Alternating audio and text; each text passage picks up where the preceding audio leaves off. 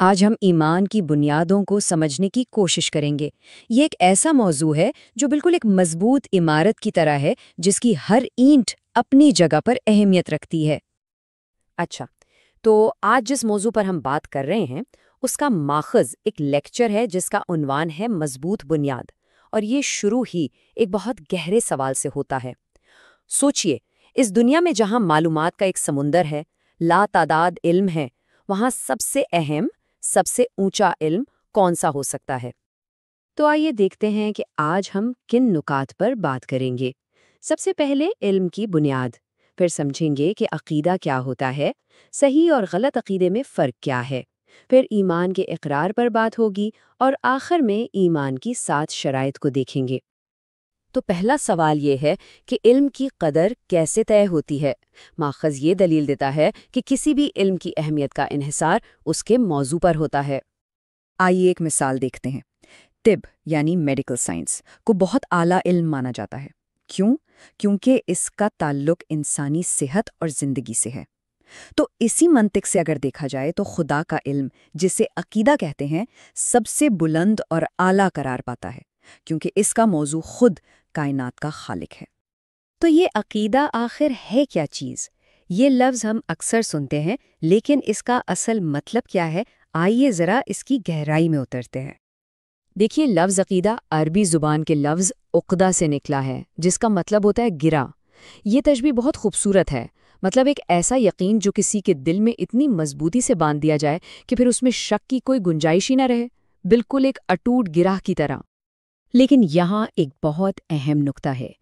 ماخذ کے مطابق یقین کی یہ گرہ 2 بالکل مختلف طریقوں سے باندھی جا سکتی ہے، اور یہ فرق زمین آسمان کا ہے۔ ایک ہے عقیدہ صحیحہ یعنی درست عقیدہ، یہ وہ ہے جو سیدھا قرآن اور سنت سے لیا گیا ہو، اور دوسرا ہے عقیدہ فاسدہ یعنی بگڑا ہوا عقیدہ، جو انسانی سوچ، روایات، خوابوں یا ایسی باتوں پر مبنی ہو جن کی بنیاد کتاب و سنت میں نہ ہو۔ درست عقیدے کو سمجھنے کے لیے ماخذ میں قرآن کی اس آیت کو مثال کے طور پر پیش کیا گیا ہے، جو اللہ کی ذات کی بالکل واضح اور 2 ٹوک تعریف کرتی ہے۔ تو مطلب یہ ہوا کہ اس آیت کے مطابق یہ ماننا کہ خدا ایک ہے اور اس کی کوئی اولاد نہیں، یہ عقیدہ صحیحہ ہے، جبکہ اس کے برعکس کوئی بھی نظریہ رکھنا عقیدہ فاسدہ کہلائے گا۔ ماخذ اس بات پر بہت زور دیتا ہے کہ صحیح عقیدہ ہی وہ بنیاد ہے جس پر باقی تمام اعمال کی عمارت کھڑی ہوتی ہے۔ اگر بنیاد ہی ٹھیک نہیں تو باقی اعمال کی قبولیت کا سوال ہی پیدا نہیں ہوتا۔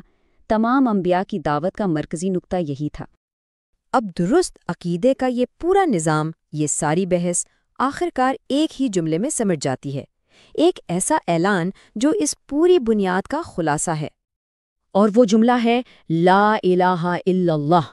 اسے کلمہ توحید بھی کہتے ہیں، اور یہی ایمان کا سب سے مرکزی اصول ہے۔ اب یہاں ایک بہت ہی دلچسپ مثال دی گئی ہے۔ کہا گیا ہے کہ یہ کلمہ جنت کی چابی تو ہے، لیکن ایک منٹ رکیے، کیا کوئی بھی چابی بغیر دندانوں کے تالا کھول سکتی ہے؟ ظاہر ہے نہیں۔ تو اس چابی کے بھی دندانے ہیں، اگر کسی کے پاس دندانوں والی چابی ہے تبھی دروازہ کھلے گا، ورنہ نہیں۔ کتنی زبردست مثال ہے نا؟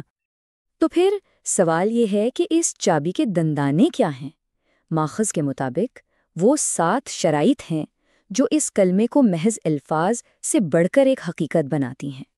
یہ ہے وہ 7 دندانے: علم، یقین، اخلاص، سچائی، محبت، فرمانبرداری اور قبولیت۔ یہی وہ 7 شرائط ہیں جو اس کلمے کو محض زبان سے ادا ہونے والی جملے سے بڑھ کر دل اور عمل کے گہرے عہد میں بدل دیتی ہیں۔ آئیے ان پر ایک نظر ڈالتے ہیں۔ ماخذ کے مطابق پہلی 4 شرائط کا تعلق ہمارے اندر سے، ہمارے دل سے ہے، یعنی اس کلمے کے معنی کا علم ہونا، اس پر ایسا پختہ یقین کہ شک کا شائبہ تک نہ ہو، نیت کا خالص ہونا کہ یہ سب صرف اللہ کے لیے ہو، اور سچائی یعنی جو زبان پر ہے وہی دل میں بھی ہو۔ اور پھر آخری 3 شرائط اس اندرونی یقین کو عملی شکل دیتی ہیں: اس کلمے اور اس کے تقاضوں سے محبت کرنا، اس کے نتیجے میں آنے والے تمام احکامات کے سامنے سر جھکا دینا، اور اسے مکمل طور پر بغیر کسی شک و شبہ کے قبول کر لینا۔ گویا پہلے دل گواہی دیتا ہے، پھر عمل اس کی تصدیق کرتا ہے۔